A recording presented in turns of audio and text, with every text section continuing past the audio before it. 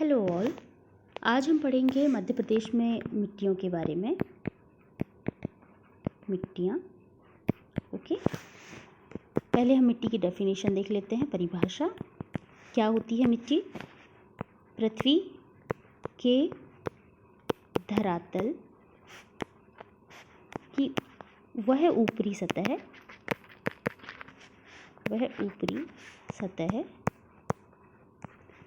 जिसमें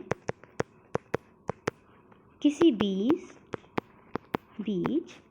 या पौधे को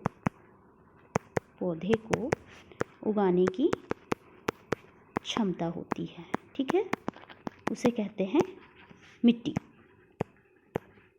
ये आप 3 नंबर के प्रश्न में भी लिख सकते हैं। पृथ्वी के धरातल की वह ऊपरी सतह है जिसमें किसी बीज या पादप को उगाने की क्षमता होती है, उसे मिट्टी कहते हैं। अब मिट्टी कितने प्रकार की होती है? तो भारत में अगर देखा जाए, भारत में प्रकार 8 प्रकार की होती है, ठीक है। थोड़ा जल्दी कवर करेंगे हम। 8 प्रकार की होती है। पहली होती है जलोढ़ मिट्टी, जो सबसे अधिक भाग में पाई जाती है भारत में। दूसरी होती है काली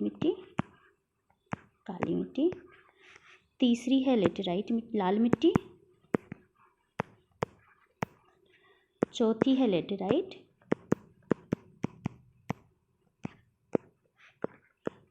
पांचवी है मरुस्थलीय मिट्टी।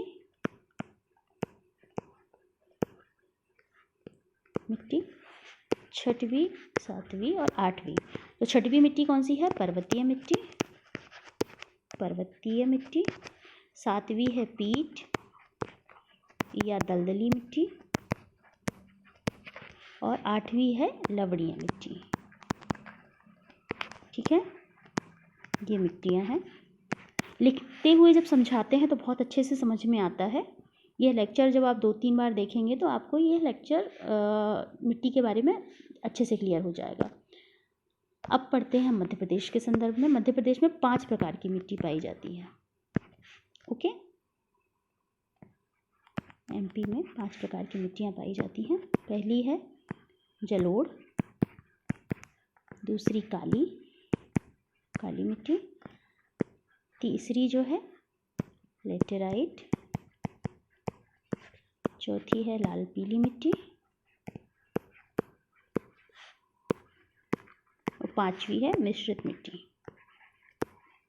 अच्छा, ये जो मिश्रित मिट्टी है, इसका कॉन्सेप्ट भारत में कहीं भी नहीं है, ये सिर्फ मध्य प्रदेश में पाई जाती है, जो कि 2-3 प्रकार की जो मिट्टियाँ होती हैं वह मिलकर मिश्रित मिट्टी का निर्माण करती हैं। तो पहले हम पढ़ लेते हैं काली मिट्टी के बारे में। मध्य प्रदेश में सबसे अधिक पाई जाती है काली मिट्टी। लगभग 47.6% मध्य प्रदेश के भाग पर कौन सी मिट्टी पाई जाती है? काली मिट्टी। काली मिट्टी को स्थानीय कुछ नाम दिए गए हैं। इसे रेगुर मिट्टी कहा जाता है, कपासी मिट्टी कहा जाता है। कपास की फसल बहुत अच्छी होती है, इसलिए कपासी मिट्टी कहा जाता है। अंतर्राष्ट्रीय स्तर पर चेरनोजम कहा जाता है, ओके। और इसे ह्यूमस भी कहा जाता है, ओके, ह्यूमस। तो ये भर्री और कन्हर भी कहा जाता है स्थानीय रूप से, भर्री और कन्हर। कितने नाम हो गए? रेगुर मिट्टी, कपासी मिट्टी, ह्यूमस, भर्री और कन्हर। अंतर्राष्ट्रीय स्तर पर से चेरनोजम कहा जाता है। निर्माण कैसे हुआ इस मिट्टी का? तो मैंने आपको बताया था कि दक्कन ट्रैप की चट्टानें भारत के पश्चिमी भाग में है। दक्कन ट्रैप की चट्टानें निर्माण कैसे हुआ है? ज्वालामुखी के दरारी उद्भवन से दक्कन ट्रैप की चट्टानों का निर्माण हुआ है, जिसके अपर्दन व निक्षेपण से काली मिट्टी का निर्माण हुआ है। इसकी जो बेसाल्टिक क्रम की चट्टानें हैं, उनसे काली मिट्टी का निर्माण हुआ है। दक्कन ट्रैप की बेसाल्टिक चट्टानों के अपरदन से काली मिट्टी का निर्माण हुआ है। ये आपको याद रखना है। मुख्य तत्व इसमें कौन से होते हैं? लोहा और चूना। अच्छा, भारत में जो भी मिट्टियां हैं उनमें नाइट्रोजन और फास्फेट की कमी पाई जाती है। तो ये आप सारी मिट्टियों में याद रख सकते हैं, नाइट्रोजन और फास्फेट की कमी होती है सारी मिट्टियों में। ओके। काला रंग काली मिट्टी का क्यों होता है? लोहे की अधिकता की वजह से। लोहे की अधिकता की वजह से इसका रंग काला है। ठीक है। नाइट्रोजन फास्फेट की कमी होती है, लोहे चूने की अधिकता होती है, व लोहे की अधिकता की वजह से इसका रंग काला होता है। जल ग्रहण करने की क्षमता बहुत अधिक होती है इस मिट्टी की। जल ग्रहण करने की क्षमता अधिक है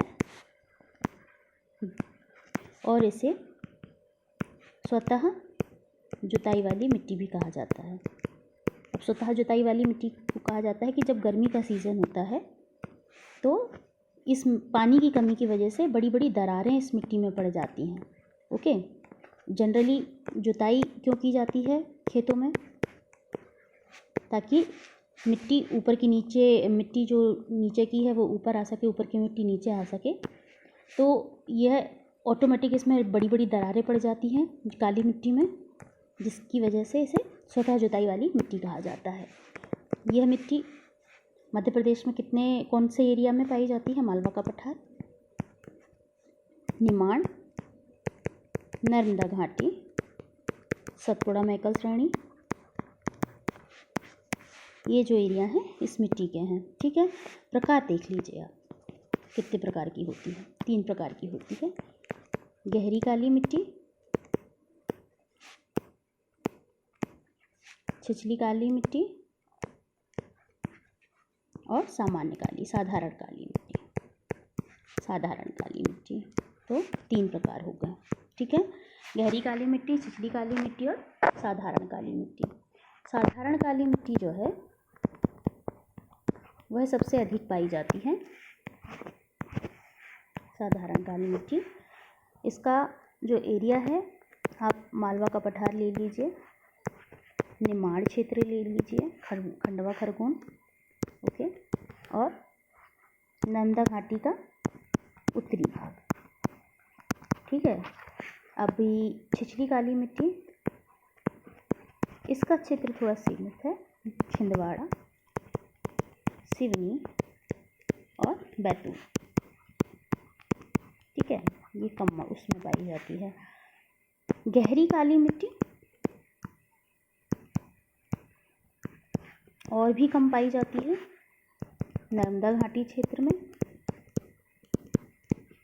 क्रम से लिखा है मैंने, साधारण काली मिट्टी सबसे ज़्यादा, छिछली काली मिट्टी थोड़ी उससे कम और गहरी काली मिट्टी सबसे कम। नर्मदा घाटी क्षेत्र में काली मिट्टी पाई जाती है और सतपुड़ा मैकल श्रेणी में। ठीक है।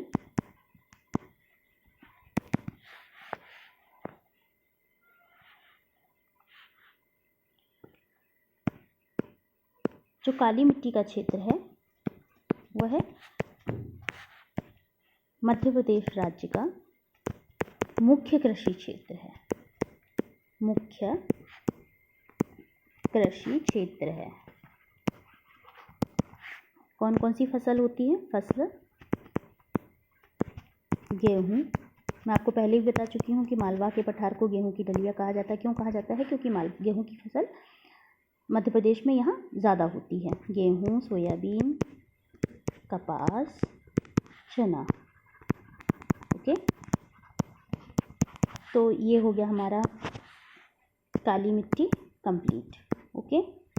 काली मिट्टी के प्रकार 3 प्रकार की होती है, साधारण, छिछली और गहरी काली मिट्टी। मैप के हिसाब से आप और देख लीजिए। एक बार मैं आपको मध्य प्रदेश का मैप बना देती हूँ पहले।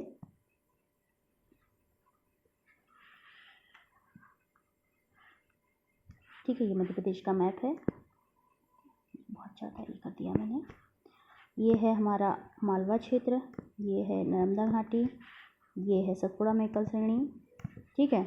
तो मालवा के क्षेत्र में पाई जाती है साधारण काली मिट्टी, थोड़ा सा निमाड़ क्षेत्र में भी साधारण काली मिट्टी, गहरी काली मिट्टी नर्मदा घाटी में और सतपुड़ा के ये ऊपर वाले भाग में, और यहाँ पाई जाती है छिंदवाड़ा, बैतूल, सिवनी में छिछली काली मिट्टी।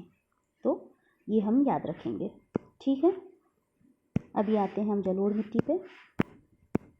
जलोढ़ मिट्टी, अच्छा जलोढ़ मिट्टी कैसे बनती है? जो नदियाँ होती हैं, यह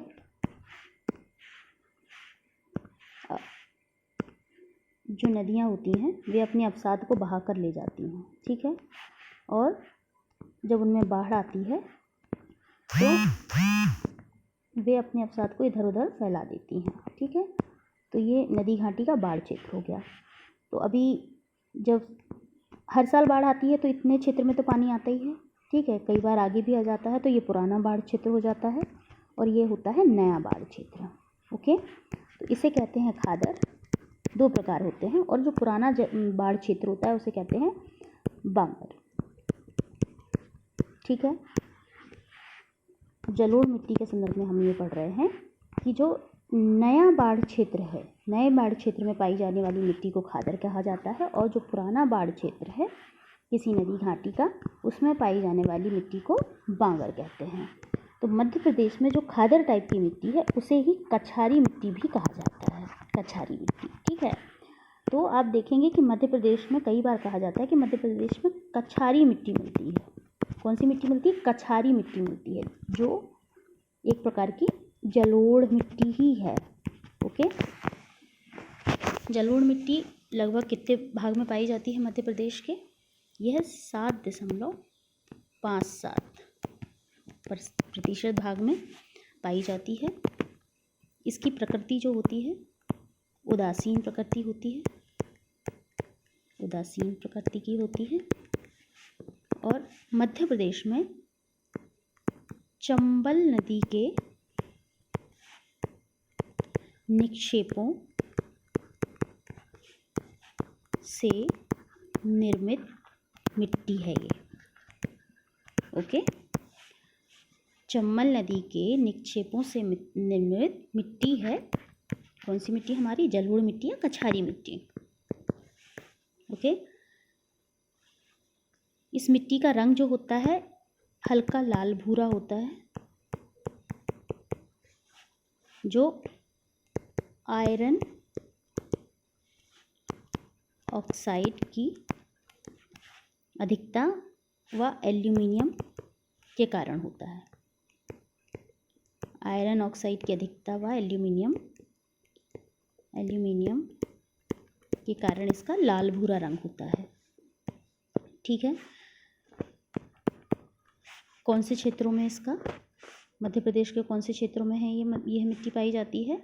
जो उत्तरी भाग है, ग्वालियर, भिंड, मुरैना, श्योपुर, शिवपुरी, ये जो एरिया है यहाँ पर पाई जाती है जलोढ़ मिट्टी, ओके। फसल देख लीजिए आप, फसल सरसों व गेहूँ, ठीक है। यह फसल पाई जाती हैं। अच्छा, सारी मिट्टियों में आप एक चीज़ याद रखना कि भारत में जो भी मिट्टियाँ पाई जाती हैं उसमें नाइट्रोजन व फास्फोरस की कमी पाई जाती है, ठीक है।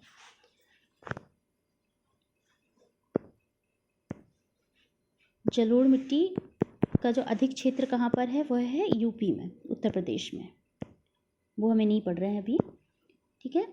तो ये हो गया है हमारा जलोढ़ मिट्टी। अब आते हैं हम लाल पीली मिट्टी। अब देखिए ये लाल पीली मिट्टी है, भारत में पाई जाती है लाल मिट्टी, ओके। वहाँ लाल पीली मिट्टी नहीं पाई जाती है, मध्य प्रदेश में पाई जाती है लाल पीली मिट्टी। अभी लाल पीली मिट्टी का हम लगभग कितने मध्य प्रदेश के क्षेत्र में पाई जाती है परसेंटेज में देख लेंगे, 18.30%। 47.6 समथिंग हमने क्या पढ़ा था?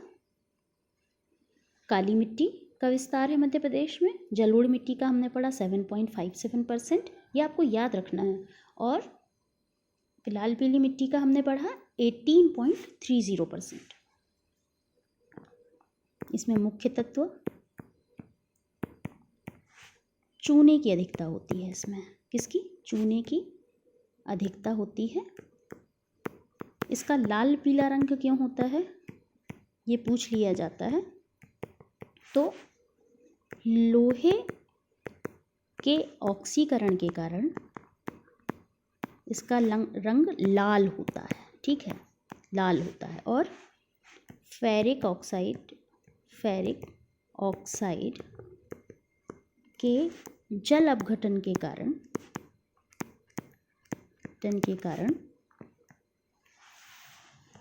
इसका रंग पीला होता है। ये याद रखना है आपको। अच्छा, एरिया कौन कौन से हैं? तो अधिकतर यह बघेलखंड के एरिया में है। सबसे अधिक विस्तार इसका है बघेलखंड में। बघेलखंड, कुछ एरिया इसका बुंदेलखंड में है। और मंडला, डिंडोरी, बालाघाट के कुछ हिस्सों में लाल पीली मिट्टी पाई जाती है। ठीक है, इतना हो गया। इन चट्टानों का निर्माण, इस मिट्टी का निर्माण कैसा हुआ है? इसका निर्माण हुआ है गोंडवाना क्रम की चट्टानों के टूटने से लाल पीली मिट्टी का निर्माण हुआ है। ओके, अब चूंकि बघेलखंड का जो एरिया है वो है कम से कम, जिसका औसत वर्षा कितनी होती है? 125 सेंटीमीटर समथिंग, कुछ से अधिक वर्षा होती है यहाँ पर बघेलखंड में। इसलिए इस क्षेत्र में ये लाल पीली मिट्टी पाई जाती है। ठीक है, इस मिट्टी को जैसा कि मैंने आपको पहले ही बताया, नाइट्रोजन और फास्फोरस की कमी होती है। ठीक है, क्योंकि वर्षा यहाँ पर बघेलखंड में 125 सेंटीमीटर से अधिक होती है, तो धान की फसल इसमें सर्वाधिक होती है इस क्षेत्र में। ठीक है, और इस मिट्टी में। और जैसा कि आपने सुना होगा मध्य प्रदेश में कि कोदो, कुटकी, मंडला और डिंडोरी डिस्ट्रिक्ट में ज़्यादा होती है, तो कोदो, कुटकी और कुछ हद तक दालें भी इस क्षेत्र में उगाई जाती हैं। बुंदेलखंड रीजन में जो लाल पीली मिट्टी होती है उसमें चावल, कोदो, कुटकी और दालें। ठीक है, अब हम आ जाते हैं लेटेराइट मिट्टी के बारे में बात करते हैं। लेटेराइट, ठीक है, थोड़ा जल्दी करेंगे। लेटेराइट मिट्टी, ये टॉपिक आप 102 बार देखेंगे तभी आप पूरा इसके बारे में ये आपको याद हो जाने वाला है कि कितने क्षेत्र में, कितने प्रतिशत क्षेत्र में स्थानीय नाम क्या है मिट्टियों के, और क्या उसमें अधिकता पाई जाती है, और क्यों उसके कलर होने की वजह क्या है, ये सब आपको हो जाएगा। लेटेराइट मिट्टी को स्थानीय नाम इसे भाटा कहा जाता है। ठीक है, मतलब क्या होता है? पत्थर। अब क्यों कहा जाता है? क्योंकि इस प्रकार की मिट्टी में कंकड़ पत्थर बहुतायत मात्रा में होते हैं। कंकड़ पत्थर अधिक मात्रा में होते हैं, जिसकी वजह से इसे भाटा या पत्थर, जिसका मतलब पत्थर होता है, भाटा कहा जाता है इसे, है ना। अभी जैसा कि मैंने आपको बताया कि फास्फेट और इसकी तो कमी होती है नाइट्रोजन की इस मिट्टी में, तो चूना, कैल्शियम व जैविक पदार्थ आदि की भी कमी होती है लेटेराइट मिट्टी में। ठीक है, अब लेटेराइट मिट्टी का जो क्षेत्र है मध्य प्रदेश में वो है छिंदवाड़ा डिस्ट्रिक्ट, छिंदवाड़ा और बालाघाट। ठीक है, यह कम उपजाऊ प्रकार की मिट्टी है, क्योंकि कंकड़ पत्थर की अधिकता है, इसलिए यह कम उपजाऊ मिट्टी है। ठीक है, इसकी प्रकृति जो है क्षारीय प्रकार की होती है मिट्टी की। कितने प्रतिशत भाग में? लगभग 4% भाग में, मध्य प्रदेश के 4% भाग में ये मिट्टी पाई जाती है। लाल चट्टानों के टूटने से इस मिट्टी का निर्माण हुआ है। लाल चट्टानों के टूटने से इस मिट्टी का निर्माण हुआ है। ठीक है, इसमें भी ज्वार, मोटे अनाज इसमें लगाए जाते हैं लेटेराइट मिट्टी में। ज्वार हुआ, बाजरा, कोदो, कुटकी व मोटी फसलें। ठीक है, मोटी फसलें आप इससे याद रख सकते हैं कि जो भी मोटी फसलें हैं वह इस मिट्टी में लगाई जाती हैं। ठीक है, यह यहाँ मसाले भी लगाए जाते हैं। तो आपसे पूछ लिया जाए कि मध्य प्रदेश के किस क्षेत्र में मसालों की खेती होती है, तो आप बता सकते हैं कि छिंदवाड़ा बालाघाट जो क्षेत्र है वहाँ पर मसालों की खेती भी होती है। ठीक है, अब हम 5वें प्रकार पे आ जाते हैं। 5वां प्रकार जो है मिट्टी का वह है मिश्रित मिट्टी। मिश्रित मिट्टी जो कि मध्य प्रदेश के कम क्षेत्र में पाई जाती है, पर जो बुंदेलखंड रीजन है, बुंदेलखंड का जो क्षेत्र है वहाँ पर मिश्रित मिट्टी पाई जाती है। ठीक है, तो मिश्रित मिट्टी का जो क्षेत्र है वह कम उपजाऊ होता है। ठीक है, आप देखेंगे कि बुंदेलखंड जो है वो कृषि के क्षेत्र से बहुत पिछड़ा हुआ है, क्योंकि यहाँ पर मिश्रित मिट्टी पाई जाती है। जो जलोढ़ मिट्टी है, लाल पीली मिट्टी है, काली मिट्टी, इन सब मिट्टियों का मिश्रण जो है यहाँ पर इस मिट्टी में आपको देखने को मिलेगा। ठीक है, इस मिट्टी में क्षेत्र आप देख लेंगे दमोह, पन्ना, छतरपुर, टीकमगढ़, इस क्षेत्र पर यह मिट्टी पाई जाती है। फसलें जो है वो है मोटे अनाज की फसलें यहाँ लगाई जाती हैं, मोटा अनाज। ठीक है, ज्वार बाजरा हुआ, ये सब चीज़ें बहुत अधिक खेती के हिसाब से भी आप देखेंगे तो बुंदेलखंड रीजन समृद्ध नहीं है। ठीक है, तो इस प्रकार की ये जो मिट्टी के प्रकार हैं ये हमारे कंप्लीट हो जाते हैं। ठीक है, तो कौन कौन सी मिट्टियाँ हमने भी पढ़ ली? काली मिट्टी, काली मिट्टी, जलोढ़ मिट्टी, कछारी मिट्टी, लेटेराइट, लाल पीली मिट्टी और मिश्रित मिट्टी। काली मिट्टी का क्षेत्र 47.6 समथिंग, 7.57%। जलोढ़ मिट्टी, लाल पीली मिट्टी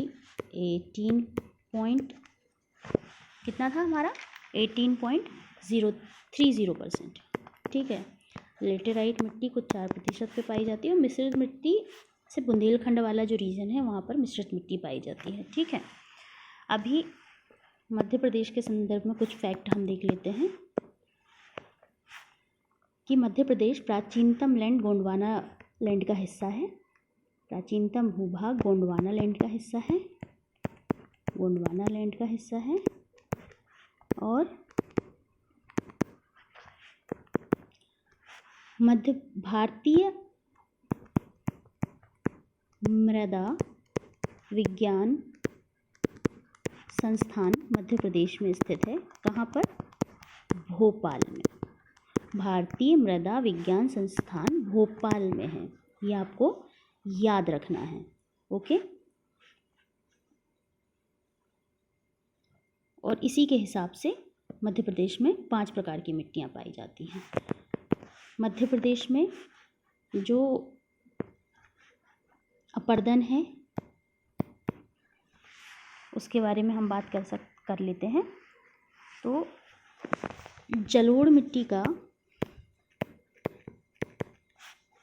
जो क्षेत्र है, ठीक है, उसका निर्माण चंबल नदी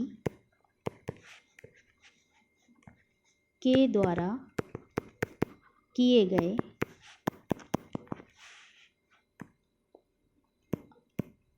अवनालिका अपर्दन की वजह से हुआ है। ठीक है, चंबल नदी के द्वारा किया गया जो अवनालिका अपर्दन है उसकी वजह से मध्य प्रदेश में कछारी मिट्टी या जलोढ़ मिट्टी का क्षेत्र विकसित हुआ है। अवनालिका अपर्दन क्या होता है? चंबल नदी जब बहती है अपने बहाव क्षेत्र में तो वह बड़े बड़े खड्डों का या बीहड़ का निर्माण कर देती है, जिसे अवनालिका अपर्दन कहते हैं। सिर्फ चंबल ही नहीं, भारत की कई और नदियां हैं जैसे ताप्ती नदी, ताप्ती नदी भी अपरदन करती है और बड़े बड़े खड्डों का निर्माण करती है। और मध्य प्रदेश में चंबल नदी जो है वह बड़े बड़े खड्डों या बीहड़ का निर्माण करती है, जिसे अवनालिका अपरदन कहा जाता है। ठीक है, इसको रोकने के भी कई प्रयास किए गए हैं गवर्नमेंट के द्वारा, जैसे भूमि के कटाव को रोकने के लिए वन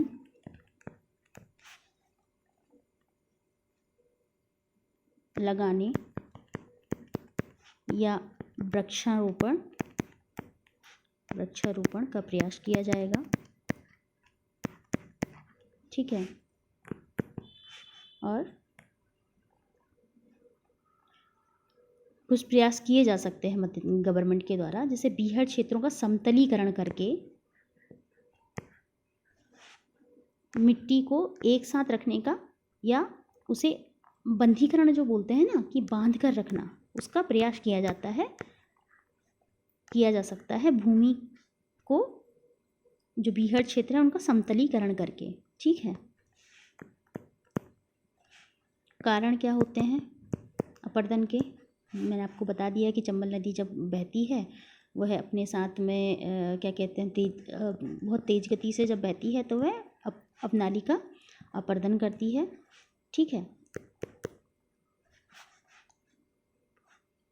चूँकि वन और वनस्पतियाँ उस एरिया में नहीं है, इसलिए बहुत जल्दी वह मिट्टी जो है वो एक उस स्थान से, एक जहाँ से नदी बह रही है तो बड़े बड़े खड्डों का कैसे निर्माण करेगी, वो मिट्टी बहा ले जा रही है ना।